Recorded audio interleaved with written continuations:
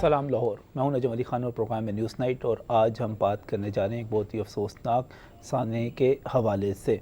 इसको हादसा भी कहा जा सकता है, लेकिन हादसों में बहुत सारी चीज़ें ऐसी नहीं होती जिस तरह आज हुआ है। लेस्कों की तारों की सूरत में शहर भर में मौत लटक रही है, और इसी मौत ने आज जिसको शिकार किया है वो इस शहर का खिदमत गुजार था, वो इस शहर का गम गुसार था। हम बात कर रहे हैं रेस्क्यू 1112 के एहलकार मुदस्सिर के हवाले से, जो अपने ट्रक में अपने दो साथियों शहजाद और हमाद के साथ सवार थे और इलामा इकबाल टाउन गुलशन इकबाल के करीब से गुज़र रहे थे। वहाँ पर बिजली की तारों ने जिस तरह हिट किया, वो एक ऐसा सान्या है, वो एक ऐसा वाक़या है, और वो एक ऐसी खौफनाक बात है जिसकी तरफ आज हम निशानदेही करना चाह रहे हैं कि पूरे शहर में लेस्को की तारों की सूरत में मौत लटक रही है। ख़ुद इससे पहले मैं दर्जनों बार ख़ुद भी इस पर बात कर चुका, हम अपने प्रोग्रामों में भी बात कर चुके, इस चीज़ की निशानदेही भी कर चुके कि इससे पहले ख़ुद लेस्को के अहलकार इस किस्म की चीज़ों का शिकार होते रहे हैं। लेकिन दूसरी तरफ पूरे शहर में करंट लगने की वारदातों के हवाले से हम जब बात करते हैं तो ऐसे वाक़यात बहुत सारे हैं कि ये तारें लोगों के घरों पर गिरती हैं, ये तारें सोए हुए लोगों पर गिरती हैं और उन्हें ज़िंदगी से महरूम कर देती हैं। आज का वाक़या इलामा इकबाल टाउन गुलशन इकबाल के करीब किस तरह क्या हुआ, इस पर बात करेंगे आज के प्रोग्राम में। बहुत मशहूर हूँ, शायद सिपरा सीनियर रिपोर्टर हैं सिटी 42 के, लेस्को को कवर करते हैं, हमारे साथ यहाँ पर मौजूद है। बहुत बहुत शुक्रिया शायद हमें ज्वाइन करने के लिए। यहीं पर वकास अहमद भी मौजूद हैं, और वकास हमारे क्राइम रिपोर्टर हैं, और उन्होंने आज जो सान्या हुआ इसकी भरपूर कवरेज की। इससे पहले कि मैं बातचीत शुरू करूँ, मैं एक चीज़ यहाँ पर निशानदेही करना चाह रहा हूँ कि जब हम थोड़े दिन पहले, हमने, शायद आप भी साथ मौजूद थे, हमने कायदे मिलत कॉलोनी में चूँकि अमर सदू के करीब एक प्रोग्राम किया, वहाँ पर भी नाज़रीन तारें जो थीं मौत की सूरत में घरों की छतों के ऊपर से गुजर रही थी, और बड़े ही थोड़े अरसे में वहाँ पर 6 अमवात हुई थी। मैं वाक़यात को देखना चाह रहा हूँ। अभी जुलाई का वाक़या है, शाहदरा दुबई चौक में बिजली की तार छत पर सोए हुए लोगों पर गिरी, और 60 साला शरीफ, 30 साला अशफाक और 18 साला मुक़द्दस मौके पर वहाँ पर उन कत्ल मैं समझता हूँ कि जिस तरह ये सारी चीज़ें हो रही हैं, इनको आप हादसा नहीं कह सकते। ग्लेक्सो टाउन में तारें गिरी थी, 2 लोग वहाँ पर ज़िंदगी हार गए थे।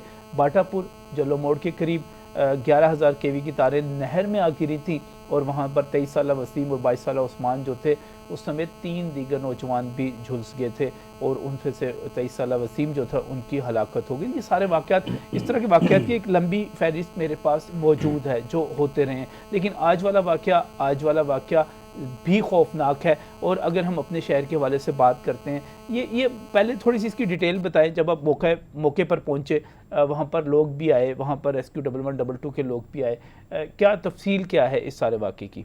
जी, बहुत शुक्रिया नजम साहब। अब बेसिकली जब बारिश हो रही थी तो मुख्तलिफ इलाकों में रेस्क्यू का जो उन्होंने अपना एक हिकमत अमली बनाई है कि एमरजेंसी ट्रक मूविंग पेट्रोलिंग पे लगा देते हैं कि अगर कहीं पे कॉल आती है तो फौरी तौर पर रिस्पॉन्ड किया जा सके। ये जो LF इनका 30 नंबर जो व्हीकल्स थी, इसको इकबाल टाउन का एरिया दिया गया था कि आप इकबाल टाउन की जो मेन रोड्स हैं वहाँ पे पेट्रोलिंग करें। अगर कोई कॉल आती है, क्योंकि चांसेस होते हैं बारिश के बाद फायर केस होने के, तो आप वहाँ पे मूव करें। जो ट्रक था ये जो उमर ब्लॉक और गुलशन इकबाल पार्क के दरमियान का रोड है, डबल रोड है, एक अहम सड़क कहलाती है, वहाँ से गुजर रहे थे, गुलशन इकबाल पार्क की बाउंड्री के बिल्कुल साथ थे। तो अचानक दरख्तों से जो लेस्को की वायर, बिजली की वायर्स थी, वो ट्रक से टच होती हैं। उसके बाद वो वायर टूट जाती है, एक हिस्सा ट्रक पे गिर जाता है, दूसरा हिस्सा जो सड़क के दोनों सड़कों के दरमियान पानी फुटपाथ ग्रीन बेल्ट पे पानी जमा होता है वहाँ पे गिर जाता है। ट्रक को कुछ देर वो कंट्रोल करने की कोशिश करता है जो जाम बहक हुआ है रेस्क्यू एहलकार, लेकिन एक चंद सेकंड की बात थी। उसके बाद जो ट्रक आउट ऑफ कंट्रोल होता है और तकरीबन ग्रीन बेल्ट के तक पहुँच कर वहाँ पर वो रोक लेता है। 2 एहलकार जो थे, जो ड्राइवर के दूसरी साइड पर बैठे हुए थे, वो रोड पर जंप करते हैं, इसलिए बच जाते हैं। तीसरा जो एहलकार था, ड्राइवर था जो जाम बहक हुआ है, उसके लिए कोई इसके अलावा कोई ऑप्शन नहीं था कि वो पानी ही में जंप करे, क्योंकि वो तो ट्रक तो बिल्कुल किनारे पे पहुंच चुका था। जब वो पानी में जंप करता है तो जो तार टूटी थी वो पानी में गिर चुकी थी, और वहाँ पे वो और ज़्यादा वो मुश्किल में पड़ जाता है। जो उसके दीगर साथी थे वहाँ पे लोग देख रहे थे, वो कोशिश करते हैं कि वो पानी के अंदर उतरे, उसको बचाने, लेकिन क्योंकि वायर पड़ी हुई थी, उसमें करंट आ रहा था मसलसल, तो इसलिए उसको रेस्क्यू भी नहीं किया जा सका था। जब तक इतला मिलती है रेस्क्यू हेडक्वार्टर में पुलिस को, लेस्को को इतला की जाती है कि वो इसकी इलेक्ट्रिसिटी सप्लाई जो है वो मुअत्तल करते हैं, लेकिन तब तक उसकी मौत वाक़या हो तो चुकी होती है। इसमें तो टाइम लग जाता है, सारा इसमें तो पीछे से टाइम लग टेलीफोन जाता करें है, आप, जब तक उसको कांटेक्ट करें और बिजली बंद करवाने की कोशिश करें, लेकिन ये तारें गिरने के हवाले से पानी के अभी थोड़े दिन पहले, मैं जानबूझकर उसको वाक़े का जिक्र नहीं करना चाह रहा था, शुरू में मैं चाह रहा था कि शायद उसका जिक्र करें कि किस तरह बिजली बारिशें होने की सूरत में, जब बारिश हो जाती है हमारी गलियों में, हमारी सड़कों पर पानी भी खड़ा हो जाता है, ये क्या मौत के तालाब बन जाते हैं? ये सारी सूरत क्या है? लेस्को इस सिलसिले में क्या कर रहा है? पूरे शहर में ये लटकती हुई तारें, ये टूटती हुई तारें, और बारिश के दिनों में अभी तो बारिशें मजीद होनी है, ये क्या सूरत हाल है सारी की सारी? शायद साहब देखिए नजीर साहब, बात यह है कि ये सारा सिस्टम पुराना है, जिसमें आप 11 के भी ले लें या 132 के भी ले लें, इसको बने हुए 30-35 साल हो गए, उसके बाद कोई मेंटेनेंस नहीं हुई। और इसके जो बेसिकली जब 11 के भी ब्रेक डाउन होती है, आपके इंसुलेटर्स होते हैं जो पोल्स पे लगे होते हैं, जब वो आप नाकिस खरीदेंगे, मेंटेनेंस मुनासिब नहीं होगी, तो यही हालात होंगे। जब बारिश होगी, पानी जमा होगा किसी जगह पे जहाँ कोई भी तार गिरेगी, चाहे वो 11 के भी गिरे, LT गिरे, कोई आम तार गिरे, तो करंट उसमें आएगा। सही बेसिक क्या है कि लेस्को मॉनसून के सीज़न में तैयारी जब करती है, तो आपको भी ये होगा कि आपके घर में दिसंबर, जनवरी, फरवरी में जब मौसम सरमा आता है, बिजली बंद की जाती है 8 से 10 घंटे। मुख्तलिफ अखबारात में इश्तिहार दिए जाते हैं कि इतने घंटे तक ये बिजली बंद रहेगी, हम मेंटेनेंस का काम कर रहे हैं। और तकरीबन हर हफ्ते जो है, रोजाना की बुनियाद पे ये चीज़ें बंद हो रही होती हैं कि वो मेंटेनेंस कहीं पर नज़र नहीं आती। उसकी वजह क्या है कि आपके पास सामान ही नहीं है। और आज लोग और लेस्को हुकाम जो आला ऑफिसर हैं इस बात को कन्फर्म कर रहे थे कि साबिक लेस्को चीफ कैसे ज़माने अपने दौर में मेंटेनेंस का कोई सामान ड्रॉ ही नहीं किया, उसने किसी स्टोर से लोगों को दिया ही नहीं है कि वो आगे प्लेस कर सके। होता क्या रहा है कि आप सिर्फ ट्रांसफार्मर की कॉमिंग कर लें, या आखिरी क्या है कि आप ट्री कटिंग कर लें। आपने फीडर बंद करवाया, बकेट ली और ट्री कटिंग करना शुरू कर दी कि जो पत्ते और जो टहनियाँ बड़ी हुई हैं वो दरख्तों पर ना गिरे, और उसके बाद ख़त्म। ये मेंटेनेंस नहीं होती। मेंटेनेंस जब आपने करनी है, आपने इंसुलेटर्स को करना है, आपने ट्रांसमिशन लाइंस को चेंज करना है, आपने ट्रांसफार्मर के जंपर्स चेंज करने हैं, ये सारे जोड़ लगे हुए आपने उनको चेक करना है। जब आपके पास सामान ही मौजूद नहीं है, तो आप उस सिस्टम को किस तरह बेहतर बना सकते हैं? अच्छा, मुझे यहाँ पे एक चीज़ की समझ नहीं आ रही, इससे पहले कि हम बात को आगे बढ़ाएं, एक जनरल बात की तरफ चले जाए, मुझे एक बात बताएं कि तारों की जो हाइट है, क्या इसका कोई कानून मौजूद है? कोई ये चीज़ तय की जा सकती है कि ये एक ट्रक क्या है, कितना 10 फुट 11 फुट कितने फुट होगा? 11 फीट, इससे ज़्यादा नहीं हो सकता। 10-11 फीट बुलंद होगा। अब 10-11 फीट बुलंदी के ऊपर अब अमूमी तौर पे ये समझा जाता है कि 12 फीट पे छत भी लोग डालते हैं, पहली मंजिल जो है 12 फीट तक चली जाती है, अगर थोड़ा सा आप ज़मीन ऊंची कर लें। इसका क्या मतलब हुआ? ये जो तारें, जितनी तारें हैं, ये आपकी किसी कानून, किसी ज़ाब्ते में नहीं आ रही कि ये कितनी ऊंची होंगी, कि किस तरह लगेगी? कानून है इसका। आप अगर LT की बात कर रहे हैं, जिसकी वजह से आज जो इंसिडेंट हुआ है कि वो ट्रक से जो पता चले कि LT क्या होती है? LT लो ट्रांसमिशन लाइन, जो आपकी ST है 11 kV है, उसके बाद ट्रांसफार्मर प्लेस हुआ, ट्रांसफार्मर से जो आपकी तारें निकली हैं, जिससे आपको कनेक्शन दिया जाता है, जिससे आपके मीटर का कनेक्शन लगाया जाता है, उसको LT बोलते हैं। वो LT अगर काले रंग की जो अमूमी तौर पे मोटी सी तार लगाई जाती है, वो नहीं, वो तो उसको गोला बोले, वो भी LT में शामिल हो जाती है, बट ये HT के नीचे होती है, और ट्रांसफार्मर के निकलने के बाद इसमें करंट मौजूद होता है। ये लो फेज पे होता है, 11 kV पे नहीं होता।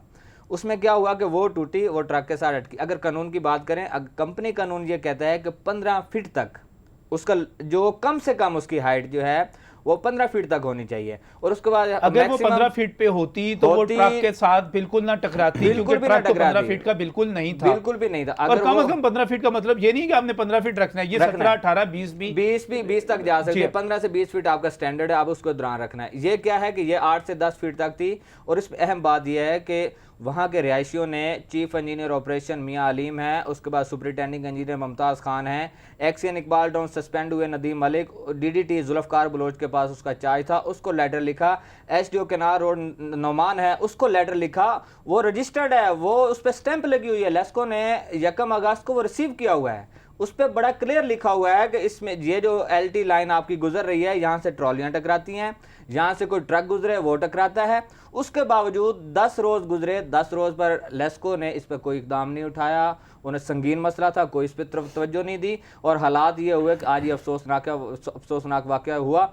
LT टूटी, LT अटकी ट्रक के साथ, वो टच हुई, और अगर वो कानून के मुताबिक लगी भी होती तो बिल्कुल ना उससे टकराती। देखे ना, 8 से 10 फीट पे अगर ट्रक गुजर रहा है तो उस 15 फीट पे लगे तो 5 फीट बड़ा हाइट है, फर्क है जी। 5 फीट उस वक्त हाइट पे खतरनाक होती है। अगर 132 kV का सिस्टम जो है 5 फीट ऊंचा है, तो वो आपके लिए नुकसानदेह हो सकता है, वो आपको खींच सकता है, उसमें करंट इंडक्शन आने के सही। चांसेस अच्छा, होते हैं। मुझे एक चीज बताइएगा, आपने जिस कंप्लेंट की बात कर रहे हैं कि बकायदा लेटर रिसीव हुआ है, लेटर है। वक्त मुझे मेरे पास जो आपने लोगों से बात भी की और ये सारी जगह पे डिस्कस भी हो रहा है, पूरे मैं तो कहता हूँ लाहौर में डिस्कस हो रहा है कि बाकायदा यहाँ पर पहले भी हादसा हो चुका हुआ है, ये कोई ऐसा नहीं है कि पहला हादसा है यहाँ पर।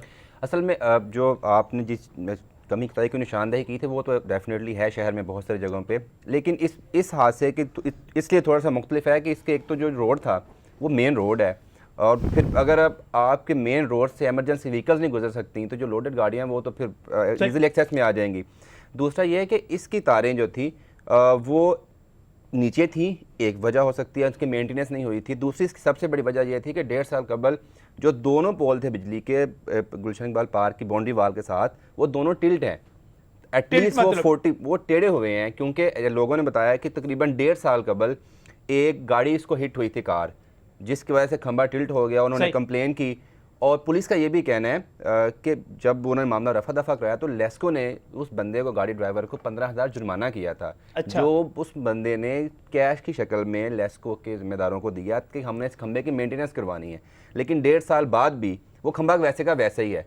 उसकी वजह से जब खंबा 15,000 रुपए वसूल भी कर लिए और इसकी बकायदा यानी कि एक पुराना वाक्य अपनी जगह पर मौजूद है, रजिस्टर्ड है, और उसको 15,000 वसूल करने के बाद इनको ठीक करना चाहिए था, और उसके बाद 1 अगस्त को एक और एप्लीकेशन इसके बाद भी दी जाती है, और ये सारे का सारा एक बंदे की नहीं है। 1500 कहाँ, एक पोल की शिफ्टिंग 1200 रुपए है, उसका सरकारी रेट है। 15,000 रुपया तो पता नहीं किसने ले लिया, 1200 रुपया। मैं थोड़ा हमारे साथ आबिद चौधरी हमारे क्राइम रिपोर्टर है, वो भी हमारे साथ मौजूद हैं, लेकिन मुझे यहाँ पर इस वक्त आबिद एक ब्रेक पर जाना है, हमारे साथ ही रहिएगा। वहाँ पर क्या डिटेल है, आप उनके इलाके में मुदस्सर के घर के करीब मौजूद हैं, यकीनी तौर पर मैं आपसे डिटेल भी लूँगा, वो क्या सोच रहे हैं, किस तरह क्या सूरत हाल है वहाँ पर। DG 1122 ने भी आना था, वो पहुँचे हैं नहीं पहुँचे, मैयत कब तक पहुँचेगी, इस सारे सवाल करूँगा लेकिन इस ब्रेक के बाद।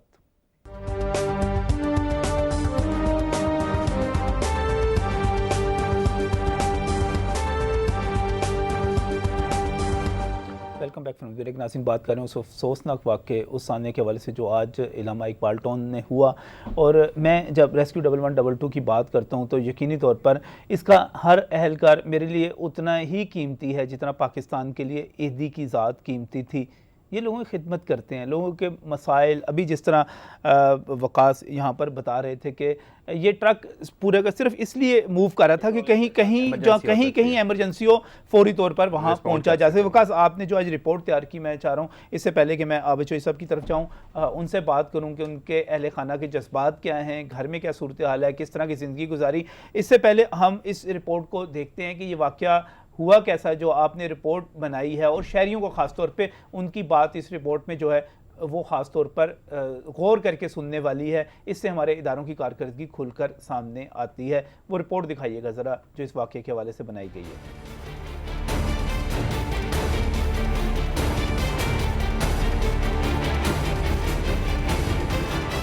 लेस्को हुक्काम की गफलत और लापरवाही ने एक और जान ले ली। जान बचाने वाले रेस्क्यू एहलकार खुद हादसे का शिकार हो गए। इकबाल टाउन में बिजली के लटकते तारों से रेस्क्यू 1122 की गाड़ी टकरा गई, जिसके नतीजे में गाड़ी में आग भड़क उठी। सड़क पर पानी खड़ा होने की वजह से गाड़ी का ड्राइवर मुदस्सिर करंट लगने से जाँ बहक हो गया, जबकि 2 एहलकार जख्मी हुए। जो ड्राइवर था उसने फौरी तौर पे अपने आप को बचाने के लिए जैसे ग्रीन बेल्ट में उसने छलांग लगाई है, तो उसमें पानी था और पानी में भी तार टूटने की वजह से करंट आ चुका हुआ था। जैसे ही उसने पानी को टच किया है तो उसकी बिजली का इसका झटका लगने से उसकी शहादत हो गई। इलाका मकीनों का कहना है कि लेस्को हुक्काम को बिजली के तार हटाने के लिए बारहा आगाह किया गया, लेकिन हुक्काम ने कोई नोटिस नहीं लिया। उन्होंने 36 दफ़ा SDO को एप्लीकेशन दी है बाकायदा, मैं भी कई दफ़ा साथ दिया हूँ, और वो हमेशा कह देते हैं हम ठीक कर देते हैं, लेकिन इंतहा है। जख्मी होने वाले रेस्क्यू एहलकार इमाद और शहजाद को शेख ज़ैद अस्पताल मुंतकिल कर दिया गया है, जहां उनकी हालत खतरे से बाहर बताई जाती है। कैमरामैन जामिन अब्बास के साथ वकास अहमद, सिटी 42। जी नाज़रीन, ये जो सारी सूरत हाल आपने देखी, इस पर DG रेस्क्यू 1122 ने जो गुफ्तगू की, उन्होंने कहा कि हम इस पर बाकायदा FIR दर्ज करवाने के हवाले से सलाह मशवरा कर रहे हैं। मैं ज़ाती तौर पे समझता हूँ कि एक सरकारी इदारा है, दूसरा सरकारी इदारा है, मुझे नहीं इल्म कि वो शायद सिपरा साहब पता नहीं इस पे FIR, वरना बज़ाहिर तो ये कत्ल बिल सबब है। उसी तरह आपने एक सबब बना दिया, आपने एक रीज़न वहाँ पर क्रिएट कर दी जिसके नतीजे में ज़िंदगी चली गई। अगर आप वहाँ पर नाअहली ना दिखाते, लेस्को के हुकाम वहाँ पर अपनी ज़िम्मेदारियों को पूरा करते, तो इस हादसे से बचा जा सकता है। पूरे शहर में इस किस्म की जो मौत की लटकती हुई तारें हैं वो हर जगह पर मौजूद है। इस वक्त आबिद चौधरी हमारे साथ मौजूद हैं। आबिद, उनके घर वालों का क्या रिएक्शन है? डेड बॉडी कब तक उन्हें मिलेगी? और सबसे अहम बात यह है कि उनको तसल्ली देने के लिए कोई हुकूमती शख्सियत, कोई शख्सियत यहाँ पर पहुँची है? जी नजम, इस अभी जो कि रेस कोर्स का इलाका है जहाँ पर मौजूद हूँ, शहजाद की मौत पर इस वक्त इलाके में शोक की फ़ज़ा जो कि बरकरार है। शहजाद के अहले खाना, उसके जो वालदैन हैं, जो वर्सा हैं, उसके इस वक्त जो कि शदीद गम में मुब्तला हैं, जो किसी भी किस्म की वो बात करने से कासिर हैं। उनका कहना है कि शहजाद जो कि बहुत ही इंतहाई नफीस इंसान था। सुबह जब वो ड्यूटी से निकला तो अपनी बेटी जो है उसको प्यार करने के बाद वो मामूल के मुताबिक ड्यूटी पर निकला, लेकिन एक नागहानी आफत का जो कि शिकार हो गया। दूसरों की ज़िंदगियाँ बचाने वाला शहजाद जो है मुदस्सर 40 साल, मैं थोड़ा सा आपकी करेक्शन कर दूं, शहजाद जो हैं ज़ख्मी हैं। अल्लाह ताला उनको जो है सेहत दे, उनकी ज़िंदगी ख़तरे से बाहर है। हमाद की ज़िंदगी भी ख़तरे से बाहर बयान की जा रही है। 40 साल मुदस्सर हैं जिनकी जो है हलाकत हुई है।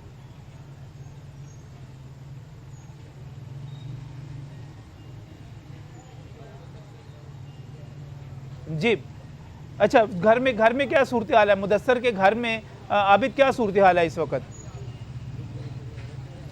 नजम, इस वक्त मुदस्सर के अहले जो वर्सा हैं वो इस वक्त गम में मुब्तला हैं। वो किसी से किसी तरह की बात करने से वो जो कि कासिर हैं। अलबत्ता बात की जाए आला हुकाम की तो कोई भी हुकूमती नुमाइंदा या आला हुकाम यहाँ पर नहीं पहुँचा। रेस्क्यू के DG रेस्क्यू जो हैं ब्रिगेडियर रिटायर्ड अरशद ज़िया, वो यहाँ पर ज़रूर पहुँचे हैं, जिन्होंने जो मुदस्सर के अहले खाना और उसके जो वर्सा हैं उनके साथ इज़हार ताज़ियत की है। अलबत्ता इस वाले से अहले खाना का ये जो उनके मुदस्सर के वर्सा हैं उनका ये कहना है कि अभी तक मैयत जो कि उनके हवाले नहीं की गई।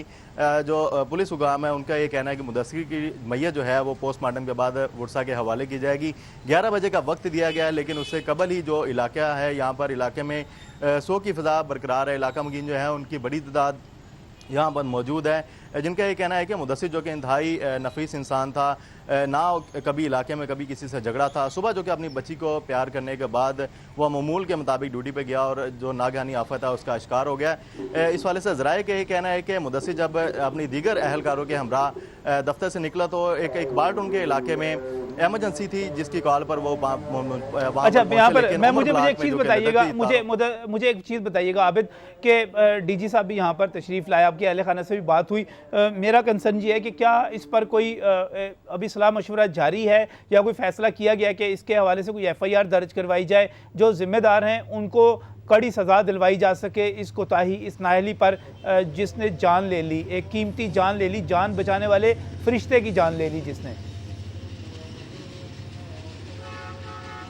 नजम, इस वाले से जो उनके वर्सा हैं उनका तो यही कहना है कि जो वाकई में मुलविस हैं, उन जो मुतलका महकमा है उनके जो मुलाजमीन हैं उनके खिलाफ ज़रूर कार्रवाई करवाएंगे। लेकिन इस वाले से उनका मुतलका महकमा रेस्क्यू क्या कार्रवाई करता है, इस वाले से जो DG रेस्क्यू है उनका ये दोपहर में कहना था कि वाक़े के बारे में वो हतमी जो कि जब तक इंक्वायरी मुकम्मल नहीं की जाती तब तक वो कोई फैसला नहीं कर सकते। इसलिए ना तो अभी तक पुलिस को कोई दरख्वास्त दी गई और ना ही कोई अभी तक मुकदमा दर्ज करवाया गया। लेकिन बता चलूँ कि ये कोई पहला वाक़या नहीं है।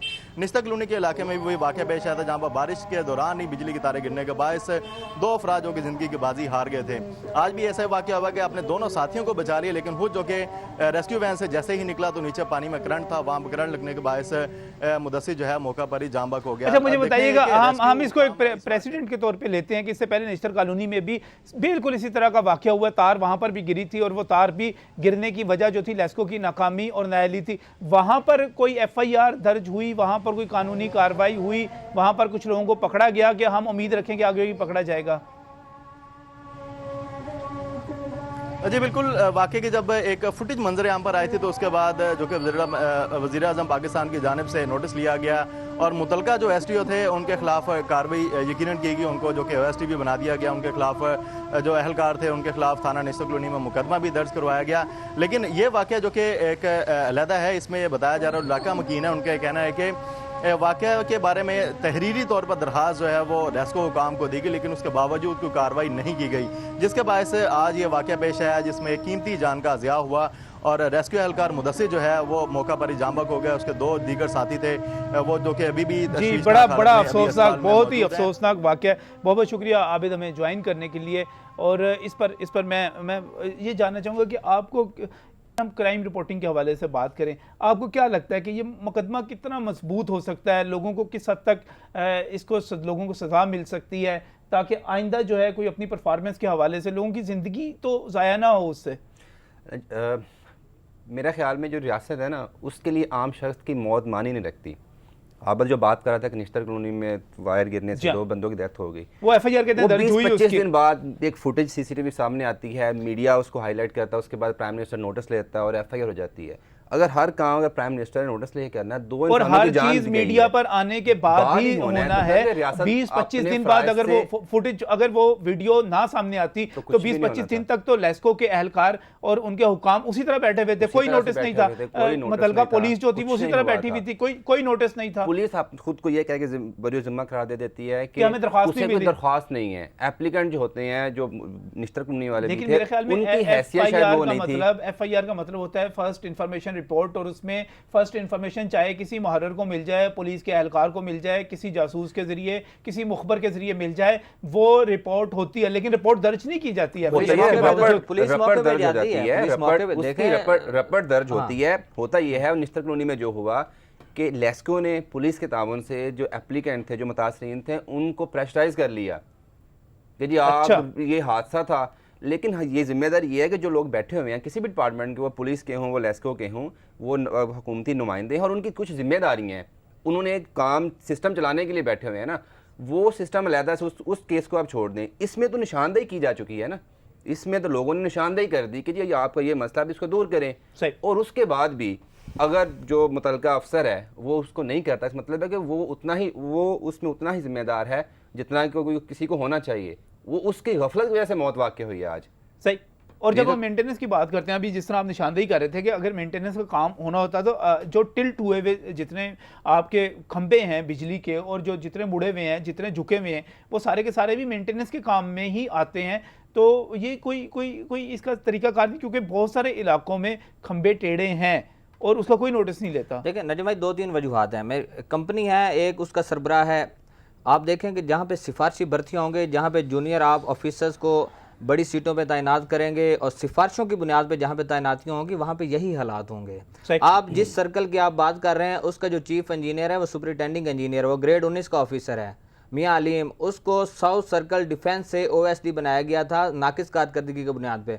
आप उससे किस तरह उम्मीद रख सकते हैं कि उसके नीचे आपने आधी कंपनी दे दी है कि आप उससे वो काम करेगा। उसके बाद सुपरिटेंडिंग इंजीनियर मुमताज़ अहमद खान, साबिक लेस्को चीफ कैसर जमान के वो चहीते ऑफिसर हैं, वो इस वक्त तैनात हैं। उनके पास ये एप्लीकेशन आई, एक्सीएन के पास आई, SDO के पास आई, उन्होंने नोटिस नहीं लिया। इससे इसका क्या मतलब है कि वो काम ही नहीं करना चाहते। उनको पता है कि सियासी लोग हमारी पुष्पनाई पे बैठे हैं, एक आम शहरी मर जाएगा तो कुछ नहीं होगा, लाइनमैन अगर जहाँ पर हक हो जाता है तो यूनियन थोड़ी देर बोलेगी, जनाजा हो जाएगा, जस्द खाकी उसका तदफीन हो जाएगी, उसके बाद खत्म हो जाएगी चीज़ें। अच्छा, ये हाईलाइट अगर मैं मौजूदा देख रहा था, मोहम्मद अनवर साहब को CEO बनाया गया है और उनके पास टेक्निकल डायरेक्टर भी इस वक्त वही हैं, और डायरेक्टर ऑपरेशंस जो हैं वो कौन है इस वक्त? देखिए वो चेंज हो गया, अब क्या है डायरेक्टर टेक्निकल नहीं है। चौधरी अनवर साहब आज वेबसाइट पर देख रहा था, नहीं आज वो CEO हैं, इस वक्त मुकम्मल वो CEO हैं। अच्छा। डायरेक्टर टेक्निकल चौधरी मोहम्मद असगर को लगाया गया, डायरेक्टर ऑपरेशंस का उनको इजाफी चार्ज दिया गया क्योंकि इनके पास चीफ इंजीनियर्स मौजूद नहीं है, सीनियर ऑफिसर्स भी मौजूद नहीं है। ऑफिसर्स की ऑफिसर्स की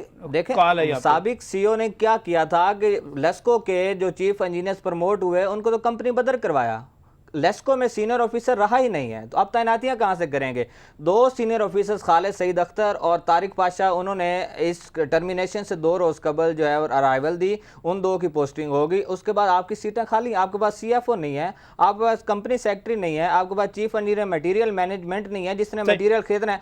आपका जो मैनेजर प्रीक्योरमेंट है साकिब जमाल, उसको साबिक CEO ने खुद साख्ता तौर पर लेस्को हेडक्वार्टर्स में डायरेक्टर हेडक्वार्टर्स की पोस्ट पर तैनात किया। जिसने चीज़ें खरीदनी है, सामान खरीदना है, सारा करना है, आप उसको साथ बिठा के बैठे हैं, तो फिर किस तरह आप कहते हैं कि कंपनी का इमेज बेहतर होगा? आप खरीदारी नहीं करेंगे, सामान नहीं होगा, तो ऑपरेशन का जो मेंटेनेंस के लिए कोई चीज जारी है, नहीं की जारी नहीं होगी। उसकी तो वजह क्या है कि आपने कंपनी को चलाने की बजाय आपने उसमें इजारादारी कायम की। पुराना निजाम पूरे शहर की सूरत हाल के मैं आपसे हाँ। यकीनी तौर पर बाद में डिस्कस करूंगा, लेकिन इस वक्त मुझे ब्रेक पर जाना है। ब्रेक पर जाने से पहले मैं आबिद चौधरी का शुक्रिया भी अदा करना चाहता हूं कि उन्होंने हमें न्यूज़ साइट में ज्वाइन किया और सिटी 42 की टीम जो है मुख्तलिफ जगहों पर बाकायदा इस इशू को, इस वाक़े की कवरेज भी कर रही है। ब्रेक पर जाने से पहले मैं चाह रहा हूँ कि चंद लम्हों के लिए DG 1122 ब्रिगेडियर साहब ने जो गुफ्तगू की और जो उनके ख्यालात थे, मैं चाह रहा हूँ कि वो ऑन एयर किए जाएँ, वो दिखाए जाए उन्होंने क्या कहा था। तो हम उस फैमिली के साथ पूरे अज़हार के लिए हाजिर हुए थे दोपहर को भी। किसकी नाअहली थी कि ये जो हादसा नहीं, मैं इस बारे में अभी कुछ नहीं कहूँगा नाअहली, क्योंकि इस पे गवर्नमेंट इन्वेस्टिगेशन कर रही है, उसकी रोशनी में भी कोई ना कोई चीज़ आपके सामने आ जाएगी। लेकिन as far as rescue is concern, we are looking after him, his family. जिस तरह भी नमाज जनाजा होगा और उसका जो तकफीन होगा, उसको पूरे इजाज़त के साथ हम पूरी गार्ड ऑफ ऑनर के साथ उसको दफनाएंगे, क्योंकि हमारा वो शहीद है। और उसके बाद उसकी फैमिली को भी लुक आफ्टर करेंगे, जो एक गवर्नमेंट का और हमारे अपने इदारे का एक तरीका है, उसके मुताबिक इंशाअल्लाह।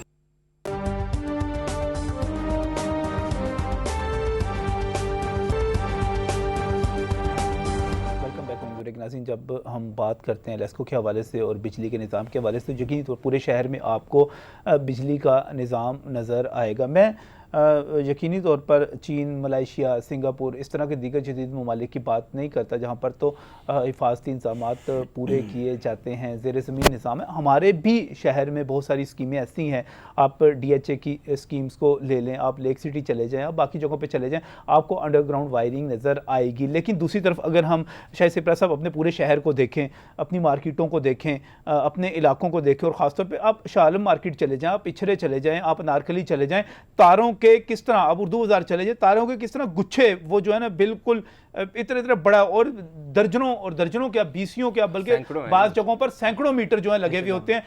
वो तो एक पूरे का पूरा खतरा है लोगों की ज़िंदगियों के लिए, इमारतों के लिए, हर चीज़ के लिए। देखिए मेरी बात सुन, मार्केट की आप बात कर रहे हैं, प्लाजे हैं, शाह आलम मार्केट ले लें या और कोई बड़ी मार्केट ले लें, उसमें सिस्टम है एक। आप इचरा की मार्केट की बात कर रहे हैं, लेस्को के कानून है, सिस्टम है, आप बल्क सप्लाई देते हैं, आप कनेक्शन जो है कंज्यूमर को बल्क सप्लाई ट्रांसफार्मर के बाद आप मीटर लगा के दे देते हैं MDI, उसके बाद उसकी कोई कानून जिस पे अमल दरामद हो तो कुछ हो ना, सिस्टम चला नहीं रहे। आपका लाइनमैन का जहां पे दिल गया उसने जाके मीटर लगा दिया, कभी उसने SDO ने चेक नहीं करना। SDO के पास डिमांड नोटिस की एप्लीकेशन आई, उसने साइन करके DN इशू कर दिया, पैसे जमा हो गए, उसने मीटर लगा दिया। ये हालात बढ़ते बढ़ के आपकी LT खत्म हो गई, मीटर लगते गए और वो गुच्छे बनते गए, उससे ना सिर्फ शॉर्ट सर्किट होता है, उसके साथ साथ आज जल्दी के वाकयात भी रूनुमा होते हैं। बेसिकली वही है कि कानून जब आप इंप्लीमेंट नहीं करेंगे, चेक एंड बैलेंस नहीं होगा, आपके ऑफिसर ठंडे कमरों में बैठे रहेंगे, तो यही हालात होंगे। इसी तरह ये सिस्टम चलता रहेगा। इसके लिए आपका एक और दूसरा करना चाह रहा था कि ये लोगों की जिंदगियों को कैसे बचा सकते हैं, लेकिन जब मैं ये खुद देखता हूँ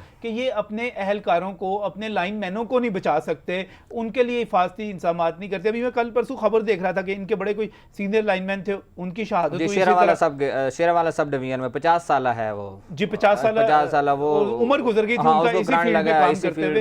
उनकी वजह क्या है? उसकी वजह भी यही है कि आप खुद इनके अपने कितने जो लाइनमैन, आप 1.5 साल में अगर देखें तो 42 जो हैं इनके मुलाजमीन जो वो जहां बाकू हैं करंट लगने की वजह से। 1.5 साल के अंदर अप्रैल में सिर्फ अप्रैल में 6 जो लोग हैं वो जहां बाकू हैं करंट लगने की वजह से। इस साल अप्रैल में SOP है कि ये तो बहुत बड़ी तादाद है। मैं तो समझता हूं कि इस पे तो शोर मच जाना चाहिए, और इस पे तो कौन मचाएगा? क्या हर मरने वाले की फुटेज मंजर आम पे आएगी? हर मरने वाले का नोटिस प्राइम मिनिस्टर को लेना पड़ेगा, खुर्शीद अहमद साहब को, बाकी लोगों को इस पे शोर मचाना चाहिए। वो मचाते हैं शोर, यूनियन की सतह पे होता है, ऑफिसर जो है वो कुछ नहीं करते। आपने ज्यादा से ज्यादा क्या करेंगे? SDO सस्पेंड कर दिया, फीडर इंचार्ज LS को सस्पेंड कर दिया, आपने शो का नोटिस जारी किया, महीने बाद 15 दिन बाद आपने उनको बहाल किया, आपके पास SDOs कम है, वो दोबारा तैनात उनको कर दिया।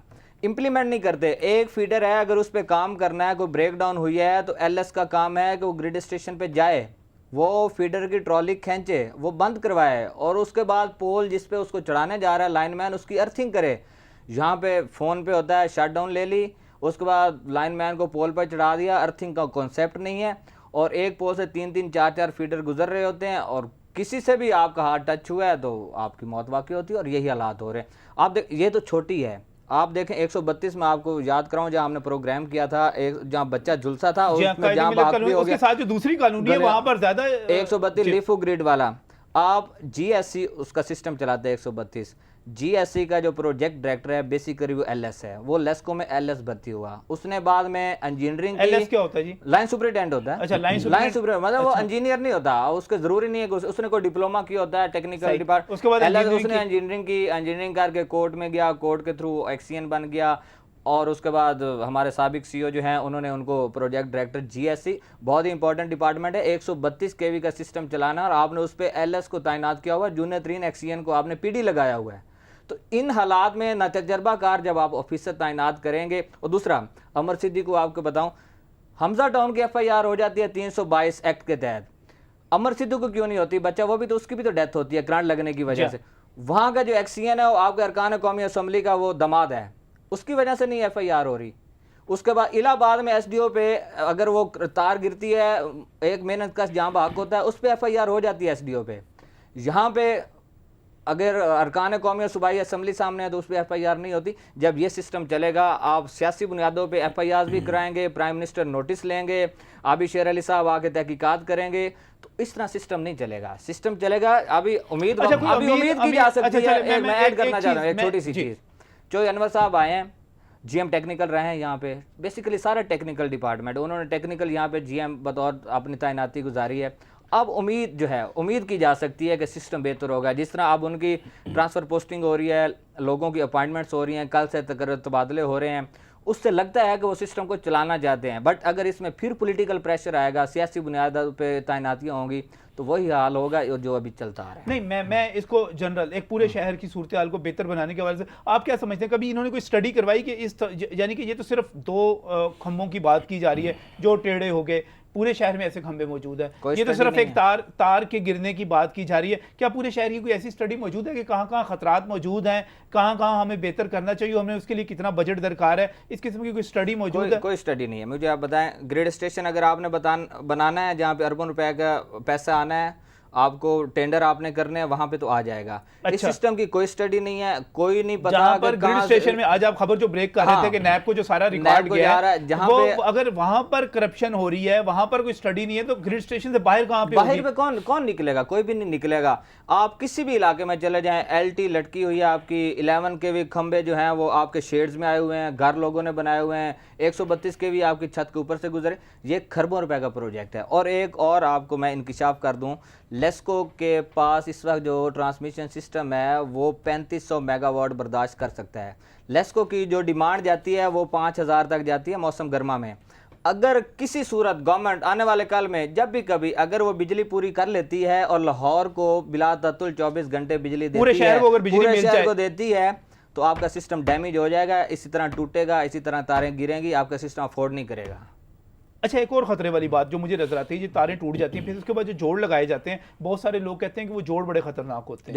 जब आपका मटेरियल ही नहीं है, जब आपका तार ही मौजूद नहीं है, तो लाइनमैन या एसडीओ जो है ऑपरेशन का, उसने तो सप्लाई चलानी है, उस पर तो पब्लिक का प्रेशर है। जब आप मटेरियल नहीं देंगे तो वो यही करेगा, जोड़ लगाएगा, किसी ना किसी तरीके से उसको सप्लाई को रिस्टोर करेगा।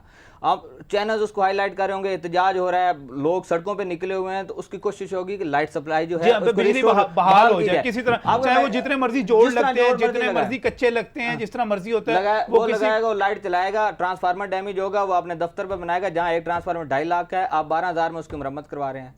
आप उसका मेटल बेच रहे हैं, उसमें कॉपर वायर जो है उसको बेच देते हैं, उसके बाद आप सिल्वर मेटल उसमें लगा के 12,000 2.5 लाख, वो फिर लोड नहीं उठाता, 2-3 घंटे लोड उठाता, वो डैमेज। आम आदमी इस तरह समझ लेते हैं ना कि घर के अंदर जब स्टेबलाइजर लाए जाते हैं तो बड़ा फर्क होता है, जो तांबे की तार के लाते हैं और जो सिल्वर की तार के लाते हैं, उसी तो उनकी कीमत में भी फर्क होता है और उनकी कैपेसिटी में उनका बोझ उठाने का भी फर्क होता है। आपको वकास क्या नजर आ रहा है कि इस हवाले से कोई कानूनी कार्रवाई होगी? कोई जैसे डीजी साहब कह रहे थे कि अभी तो इंक्वायरी वाली कौन सी चीज़ है, सारी चीज़ें उन्होंने अपनी नज़रों से देख ली, पता चल गया कि उसकी डेथ हुई कैसे है मुदस्सर की, सारा कुछ वाज़ेह। अब इसमें इंक्वायरी किस किस्म की? मुझे लग रहा है जिस तरह से अगर मीडिया जिस तरह से इसको हाईलाइट कर रहा है, कोई मीडिया प्रेशर आएगा तो किसी एक अफसर को मुअत्तल कर दिया जाएगा, एक सरसरी से FIR कर दी जाएगी, उसके बाद लेकिन मामला मुअत्तली रफा तो दफा कर दिया जैसे अभी जाएगा। शायद सिपरा साहब बता रहे थे कि मुअत्तली तो कोई इशू ही नहीं है ना, मुझे आपके पास अफसर है मुझे नहीं, आप ये बताएं, आपके पास अफसर नहीं है, आप थोड़े दिनों के बाद उसी को उठाकर जो है किसी और जगह पे लगा देंगे। एक जगह पे जो बंदा नकम्मा है वो दूसरी जगह जाके कारामद कैसे हो जाएगा? ये इशू एक बिल्कुल सही है। मुअत्तली आप तो किसी आप सूरत सिर्फ कोई सजा मैं नहीं समझता कि ऐसी कोई SDO सजा। को ना पकड़ें, आप उनके सीनियर्स को पकड़ें, जो इसके जिम्मेदार हैं। आप मटेरियल वालों को पकड़ें, प्रिक्योरमेंट वालों को पकड़ें, उन पे अगर FIR दें तो हालात ठीक हो सकते हैं। आप कुर्बानी का बकरा जो है SDO को बना देते हैं, LS को बना देते हैं, वो इसका जिम्मेदार नहीं है।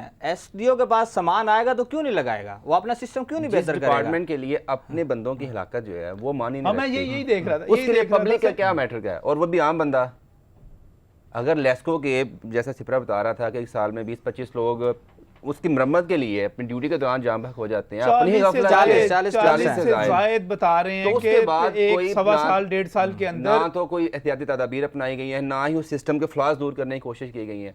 तो ये तो लेकिन दो चार मरने केसेस वाले हैं। ज्यादातर निचले दर्जे के मुलाजिम ही मुलाजिम होंगे। लाइनमैन है ना, होते हैं। जिसने पोल पे काम करना है। आप लाइनमैन चढ़ेगा पोल पे, वो जाएगा, उसका काम है सिस्टम को चलाना, उसको बिजली को बहाल करना। हमेशा जो भी फैटल एक्सीडेंट होता है वो लाइनमैन ही तो उसमें फिर जाम ठीक है जी, आज का प्रोग्राम मैं एक लेस्को का इसमें मौकफ क्या सामने है, उन्होंने एक प्रेस रिलीज जारी की है, उसमें उन्होंने लिखा है कि रेस्क्यू 1112 के ड्राइवर की गफलत है, वो तेज़ रफ्तारी से जा रहा था जिसकी वजह से वो तारों के साथ वो उसका जो वाटर पंपिंग का जो सिस्टम है ऊपर था और तार लगी और उसकी वजह से करंट आया। यानी कि मामला मुझे क्लियर ये हो गया बताएं कि भाई 15 फीट आप खुद कह रहे हैं कि सिस्टम ऊंचा होना चाहिए और सही। 10 फीट के साथ अगर उसका वाटर बाउजर बहुत गुजर रहा है या बहुत बहुत शुक्रिया शायद सिपरा साहब तशरीफ लाने के लिए। वकास अहमद साहब आपका भी शुक्रिया, आबिद चौधरी ने हमें ज्वाइन किया। और नाज़रीन, प्रोग्राम के आखिर में आप ये समझ लें कि हम 3-4 बंदे थे, हमें दुख हुआ, हमने इस पर शोर मचा लिया, वरना लेस्को ने इसका फैसला कर दिया हुआ है कि वो तेज़ रफ्तारी से मुदस्सर वहाँ पर ट्रक को चला रहा था। ट्रक नहीं था उसके पास, कोई शायद ऐसी गाड़ी थी जो उड़ भी सकती हो, और वो जब इतनी तेज़ रफ्तारी से चल रहा था कि वो उड़ते हुए इनकी तारों से जा टकराई जो कि कानूनी तौर पर लगी हुई थी, और उसके नतीजे में उसकी मौत हो गई। अब कोई ड्राइवर अगर अपने ट्रक को उड़ाता है तो यकीनी तौर पर फिर उसे मर ही जाना चाहिए। और उस महकमे को क्या कहें हम, जिसके अपने 40 से ज़ायद बंदे एक साल के अंदर, सवा साल के अंदर मर गए हों, कत्ल हो गए हों इनकी नाअहली के हाथों। वो दूसरों के लिए सोचेंगे। आज का प्रोग्राम इसी एहसास ज़ियां के साथ, अल्लाह हाफ़िज़।